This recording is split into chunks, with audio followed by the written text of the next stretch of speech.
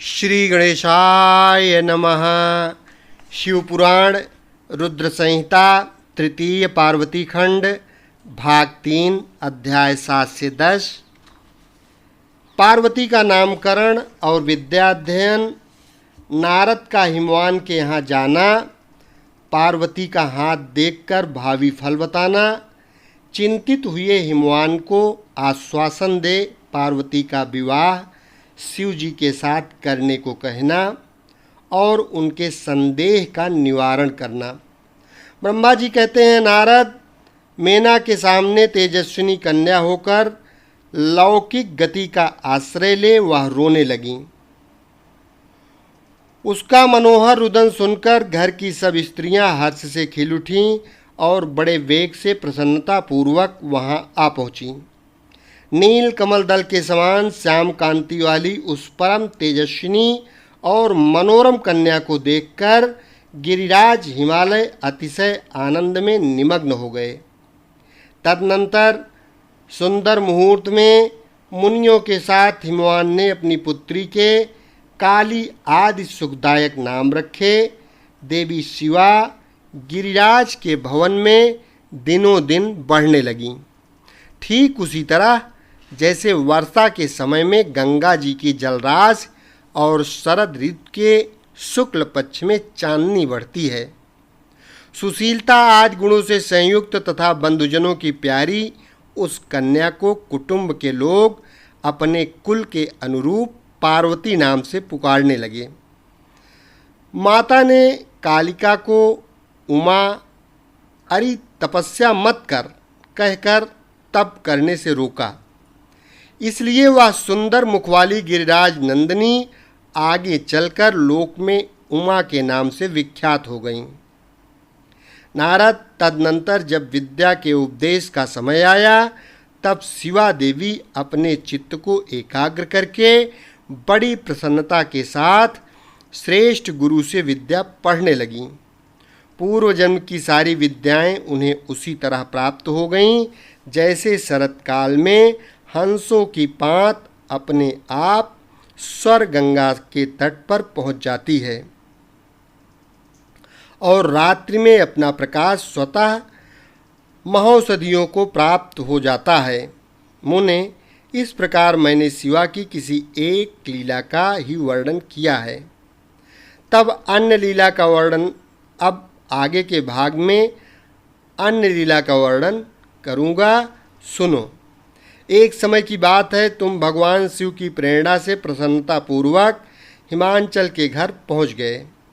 मुने, तुम शिव तत्व के ज्ञाता और उनकी लीला के जानकारों में श्रेष्ठ हो। नारद, गिरिराज हिमालय ने तुम्हें घर पर आया देख प्रणाम करके तुम्हारी पूजा की और अपनी पुत्री को बुलाकर उससे तुम्हारे चरणों में प्रणाम करवाया। मुनीश्वर, फिर स्वयं ही तुम्हें नमस्कार करके हिमांचल ने अपने सौभाग्य की सराहना की और अत्यंत मस्तक झुका हाथ जोड़ तुमसे कहा। हिमालय बोले, हे मुने नारद, हे ब्रह्मपुत्रों में श्रेष्ठ ज्ञानवान प्रभो, आप सर्वज्ञ हैं और कृपापूर्वक दूसरों के उपकार में लगे रहते हैं। मेरी पुत्री की जन्म कुंडली में जो गुण दोष हो उसे बताइए।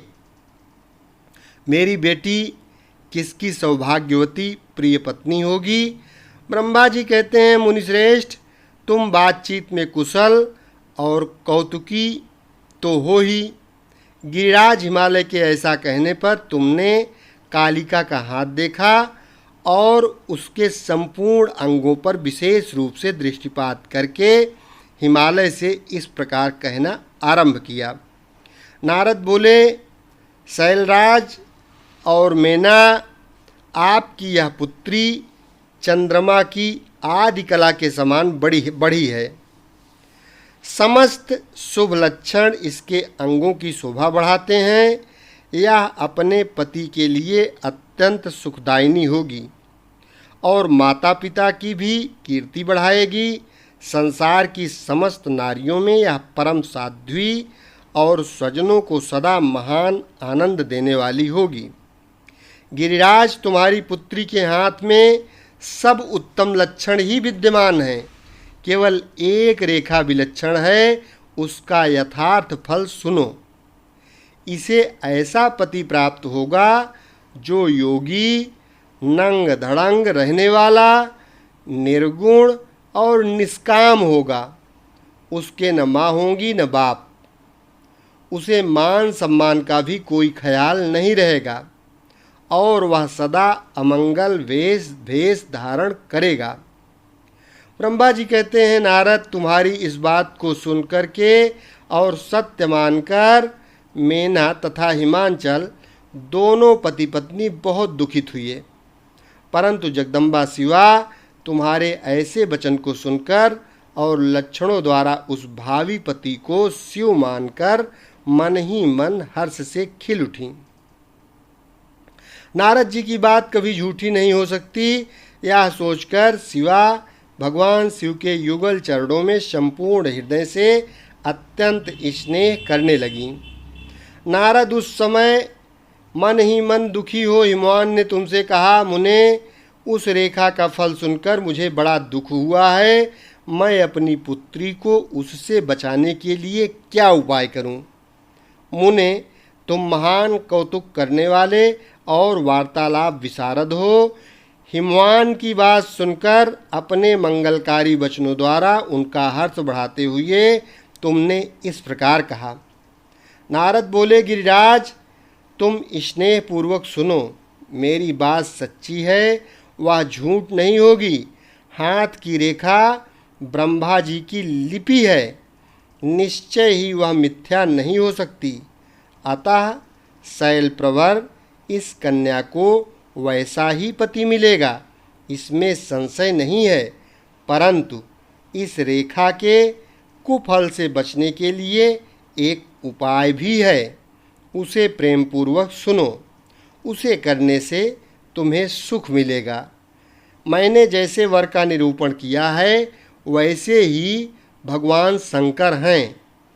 वे सर्वसमर्थ हैं और लीला के लिए अनेक रूप धारण करते हैं। उनमें समस्त कुल क्षण सद्गुणों के समान हो जाएंगे। समर्थ पुरुष में कोई दोष भी हो तो वह उसे दुख नहीं देता, असमर्थ के लिए ही वह दुखदायक होता है। इस विषय में सूर्य, अग्नि और गंगा का दृष्टांत सामने रखना चाहिए। इसलिए तुम विवेक पूर्वक अपनी कन्या शिवा को भगवान शिव के हाथ में सौंप दो। भगवान शिव सबके ईश्वर हैं, सेव्य, निर्विकार, सामर्थ्यशाली और अविनाशी हैं। वे जल्दी ही प्रसन्न हो जाते हैं, अतः शिवा को ग्रहण कर लेंगे, इसमें संशय नहीं है। विशेषतः वे तपस्या से वश में हो जाते हैं। यदि शिवा तप करे तो सब काम ठीक हो जाएगा। सर्वेश्वर शिव सब प्रकार से समर्थ हैं। वे इंद्र के वज्र का भी विनाश कर सकते हैं। ब्रह्मा जी उनके अधीन हैं तथा वे सबको सुख देने वाले हैं। पार्वती भगवान शंकर की प्यारी पत्नी होंगी। वह सदा रुद्रदेव के अनुकूल रहेंगी, क्योंकि यह महासाध्वी और उत्तम व्रत का पालन करने वाली हैं तथा माता पिता के सुख को बढ़ाने वाली हैं। यह तपस्या करके भगवान शिव के मन को अपने बस में कर लेंगी और वे भगवान भी इसके सिवा किसी दूसरी स्त्री से विवाह नहीं करेंगे। इन दोनों का प्रेम एक दूसरे के अनुरूप है।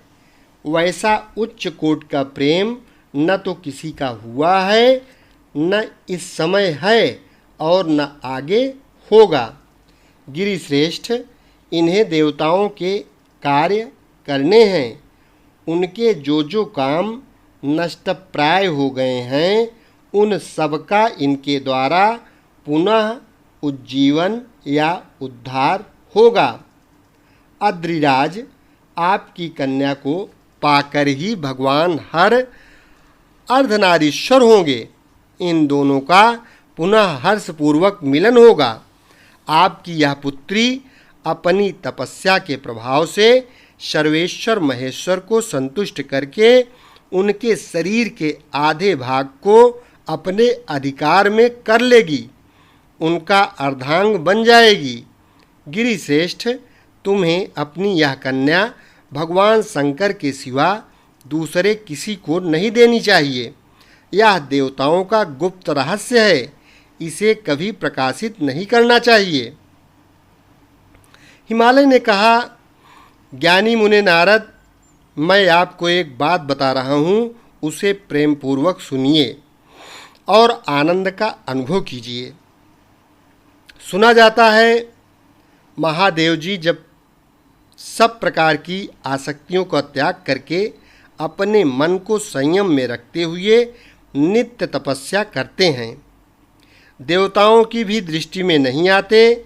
देवर्षे ध्यान मार्ग में स्थित हुए वे भगवान शंभु परम ब्रह्म में लगाए हुए अपने मन को कैसे हटाएंगे?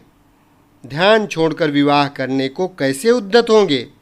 इस विषय में मुझे महान संदेह है। दीपक की लौ के समान प्रकाशमान, अविनाशी, प्रकृति से परे, निर्विकार, निर्गुण, सगुण, निर्विशेष और निरीह जो परम ब्रह्म हैं, वहीं उनका अपना सदाशिव नामक स्वरूप है। अतः वे उसी का सर्वत्र साक्षात्कार करते हैं, किसी बाह्य अनात्म वस्तु पर दृष्टि नहीं डालते। मुने, यहाँ आए हुए किन्नरों के मुख से उनके विषय में नित्य ऐसी ही बात सुनी जाती है। क्या वह बात मिथ्या ही है? विशेषतः यह बात भी सुनने में आती है कि भगवान हर ने पूर्व काल में सती के समक्ष एक प्रतिज्ञा की थी। उन्होंने कहा था, दक्ष कुमारी प्यारी सती, मैं तुम्हारे सिवा दूसरी किसी स्त्री का अपनी पत्नी बनाने के लिए न वरण करूँगा न ग्रहण, यह मैं तुमसे सत्य कहता हूँ। इस प्रकार सती के साथ उन्होंने पहले ही प्रतिज्ञा कर ली है। अब सती के मर जाने पर वे दूसरी किसी स्त्री को कैसे ग्रहण करेंगे? यह सुनकर तुम नारद ने कहा, महामते गिरिराज, इस विषय में तुम्हें चिंता नहीं करनी चाहिए। तुम्हारी यह पुत्री काली ही पूर्व काल में दक्ष कन्या सती हुई थी। उस समय इसी का सदा सर्वमंगलदायी सती नाम था। वे सती दक्ष कन्या होकर रुद्र की प्यारी पत्नी हुई थीं। उन्होंने पिता के यज्ञ में अनादर पाकर तथा भगवान शंकर का भी अपमान हुआ देख क्रोधपूर्वक अपने शरीर को त्याग दिया था। वे ही सती फिर तुम्हारे घर में उत्पन्न हुई हैं। तुम्हारी पुत्री साक्षात जगदम्बा शिवा हैं। यह पार्वती भगवान हरि की पत्नी होंगी, इसमें संशय नहीं है। नारद, ये सब बातें तुमने हिमवान को विस्तार पूर्वक बताई। पार्वती का वह पूर्व रूप और चरित्र प्रीत को बढ़ाने वाला है। काली के उस संपूर्ण पूर्व वृत्तांत को तुम्हारे मुख से सुनकर हिमवान अपनी पत्नी और पुत्र के साथ तत्काल संदेह रहित हो गए। इसी तरह तुम्हारे मुख से अपनी उस पूर्व कथा को सुनकर काली ने लज्जा के मारे मस्तक झुका लिया और उसके मुख पर मंद मुस्कान की प्रभा फैल गई। गिरिराज हिमालय पार्वती के उस चरित्र को सुनकर उसके माथे पर हाथ फेरने लगे और मस्तक सूंघ कर उसे अपने आसन के पास ही बिठा लिया। नारद, इसके पश्चात तुम उसी क्षण प्रसन्नतापूर्वक स्वर्गलोक को चले गए और गिरिराज हिमवान भी मन ही मन मनोहर आनंद से युक्त हो अपने सर्व संपत्तिशाली भवन में प्रविष्ट हो गए। इस प्रकार से अध्याय 7 और 8 संपन्न हुआ। एक बार प्रेम से बोलो, सर्वेश्वरी माता जगत जननी जगदम्बा की जय। मेना और हिमालय की बातचीत पार्वती तथा हिमवान के स्वप्न तथा भगवान शिव से मंगल ग्रह की उत्पत्ति का प्रसंग।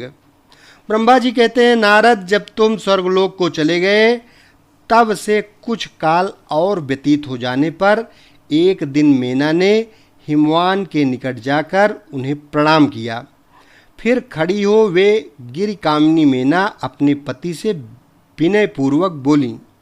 मेना ने कहा, प्राणनाथ, उस दिन नारद मुनि ने जो बात कही थी उसको स्त्री स्वभाव के कारण मैंने अच्छी तरह नहीं समझा।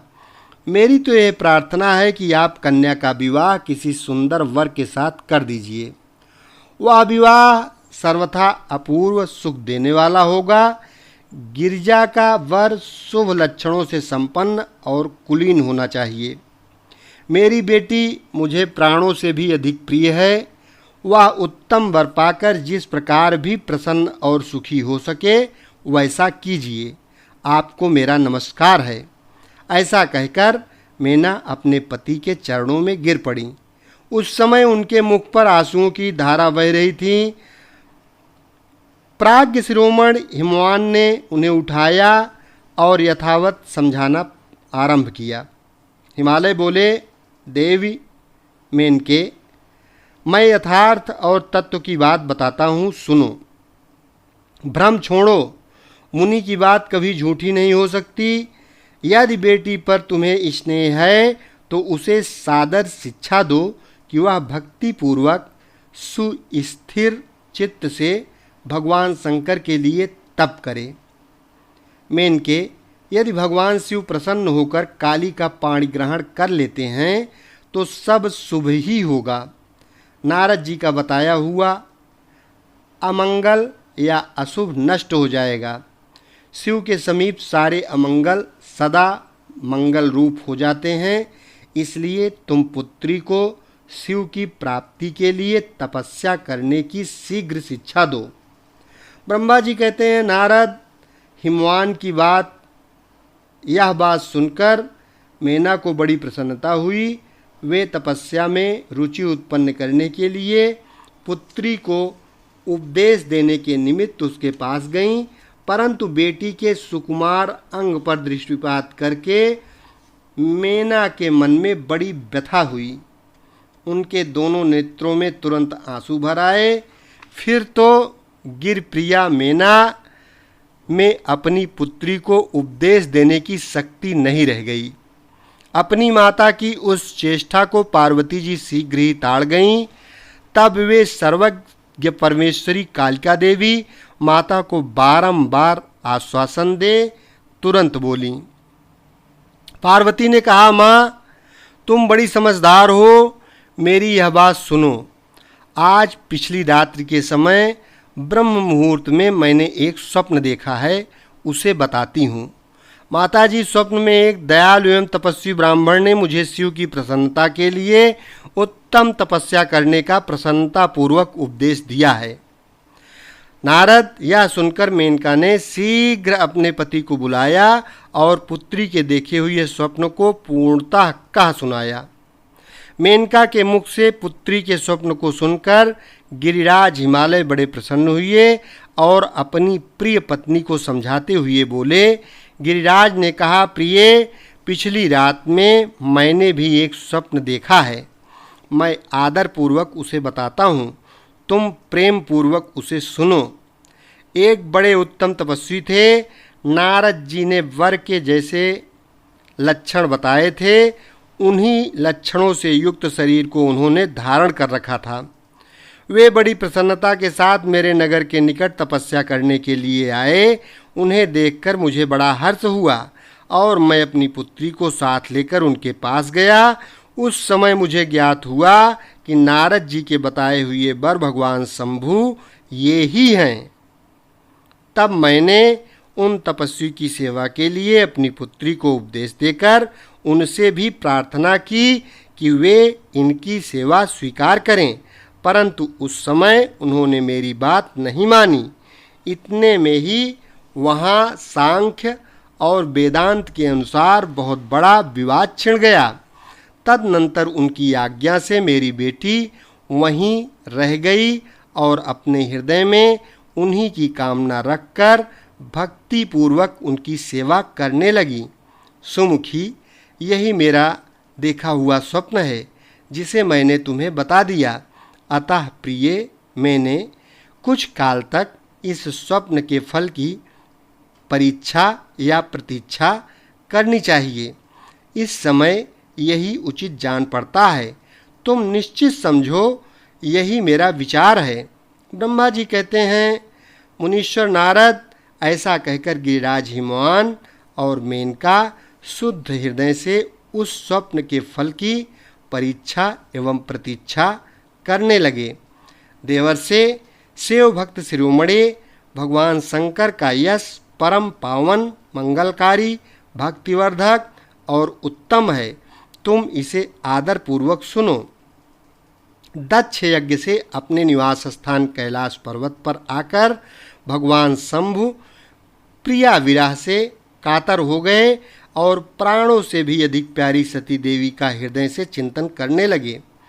अपने पार्षदों को बुलाकर सती के लिए शोक करते हुए उनके प्रेम वर्धक गुणों का अत्यंत प्रीतिपूर्वक वर्णन करने लगे। यह सब उन्होंने सांसारिक गति को दिखाने के लिए किया। फिर गृहस्थ आश्रम की सुंदर स्थिति तथा नीति रीत का परित्याग करके वे दिगंबर हो गए और सब लोकों में उन्मत्त की भांति भ्रमण करने लगे। लीला कुशल होने के कारण विरही की अवस्था का प्रदर्शन करने लगे। सती के विरह से दुखित हो कहीं भी उनका दर्शन न पाकर भक्त कल्याणकारी भगवान शंकर पुनः कैलाश गिरी पर लौट आए और मन को यत्न पूर्वक एकाग्र करके उन्होंने समाधि लगा ली, जो समस्त दुखों का नाश करने वाली है। समाधि में वे अविनाशी स्वरूप का दर्शन करने लगे। इस तरह तीनों गुणों से रहित हो वे भगवान शिव चिरकाल तक सुस्थिर भाव से समाधि लगाए बैठे रहे। वे प्रभु स्वयं ही माया के अधिपति निर्विकार परम ब्रह्म हैं। तदनंतर जब असंख्य वर्ष व्यतीत हो गए तब उन्होंने समाधि छोड़ी। उसके बाद तुरंत ही जो चरित्र हुआ उसे मैं तुम्हें बताता हूँ। भगवान शिव के ललाट से उस समय श्रम जनित पसीने की एक बूंद पृथ्वी पर गिरी और तत्काल एक शिशु के रूप में परिणित हो गई। मुने, उस बालक के 4 भुजाएं थी, शरीर की कांति लाल थी और आकार मनोहर था। दिव्य द्युति से दीप्तिमान वह शोभाशाली बालक अत्यंत दुस्सह तेज से संपन्न था। तथापि उस समय लोकाचार परायण परमेश्वर शिव के आगे वह साधारण शिशु की भांति रोने लगा। यह देख पृथ्वी भगवान शंकर से भयमान उत्तम बुद्धि से विचार करने के पश्चात सुंदरी स्त्री का रूप धारण करके वहीं प्रकट हो गईं। उन्होंने उस सुंदर बालक को तुरंत उठाकर अपनी गोद में रख लिया और अपने ऊपर प्रकट होने वाले दूध को ही स्तन्य के रूप में उसे पिलाने लगी। उन्होंने स्नेह से उसका मुंह चूमा और अपना ही बालक मान हंस हंस कर उसे खिलाने लगी। परमेश्वर शिव का हित साधन करने वाली पृथ्वी देवी सच्चे भाव से स्वयं उसकी माता बन गईं।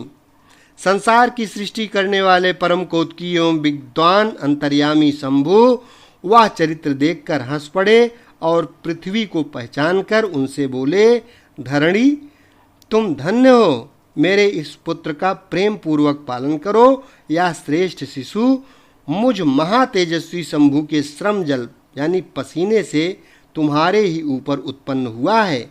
वसुधे, यह प्रियकारी बालक यद्यपि मेरे श्रम जल से प्रकट हुआ है तथापि तुम्हारे नाम से तुम्हारे ही पुत्र के रूप में इसकी ख्याति होगी। यह सदा त्रिविध तापों से रहित होगा, अत्यंत गुणवान और भूमि देने वाला होगा। यह मुझे भी सुख प्रदान करेगा। तुम इसे अपनी रुचि के अनुसार ग्रहण करो।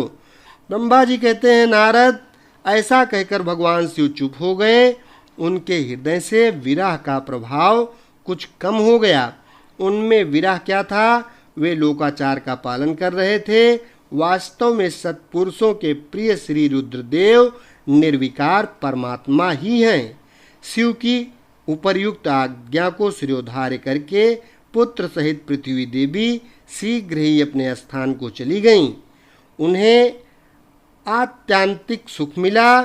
वह बालक भौम नाम से प्रसिद्ध हुआ और युवावस्था होने पर तुरंत काशी चला गया और वहाँ उसे दीर्घकाल तक भगवान शंकर की सेवा करने का अवसर मिला।